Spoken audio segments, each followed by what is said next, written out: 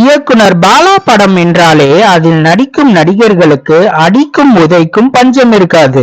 அந்த வகையில் சூர்யா தயாரிப்பில் தொடங்கப்பட்ட வணங்கான் படம் மாநாடு தயாரிப்பாளர் சுரேஷ் காமாட்சிக்கு மாறி அருண் விஜய் நடிப்பில் பெரும்பாலான படப்பிடிப்பு முடிந்துள்ளது. கன்னியாகுமரியில் தொடர்ந்து 10 நாட்களாக பல கிலோமீட்டர் தூரம் சூர்யாவை ஏன் ஓட வைக்கிறோம், எதற்காக ஓட வைக்கிறோம் என்று எந்த காரணமும் கூறாமல் ஓடவிட்டு வாட்டி வதைத்ததால் சூர்யா படத்தில் இருந்து கலந்து கொண்டதாக தகவல் வெளியான நிலையில் அந்த படத்தில் முதலில் நாயகியாக நடித்த மலையாள நடிகை மமிதா பாஜியும் சில தினங்களில் விலகினார். இந்த நிலையில் வணங்கான் படத்தில் இருந்து நான் விலகியது ஏன் என்று மமிதா அதிர்ச்சி தகவலை தெரிவித்துள்ளார்.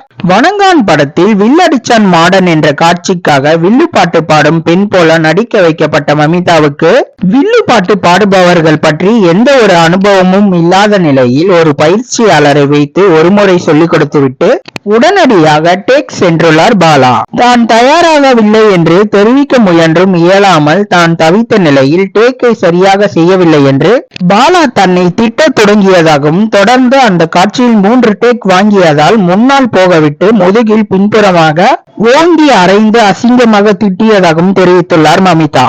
பாலாவின் அடி தாங்காமல் வணங்கான் படத்திலிருந்து விலகியதாக மமிதா தெரிவித்துள்ள நிலையில் பாலா கையால் அடிபட்டால் தேசிய விருது கிடைக்கும் என்றும் ஆசிரியர் அடித்தால் பள்ளிக்கு போகாமல் விட்டுவிடுவீர்களா என்றும் பாலாவுக்கு ஆதரவாக ரசிகர்கள் சிலர் கருத்து தெரிவித்துள்ளனர். இயக்குனர் பாலா இயக்கத்துல உங்களுக்கு ரொம்ப பிடிச்ச படம் எதுன்னு கமெண்ட் பாக்ஸ்ல கமெண்ட் பண்ணுங்க.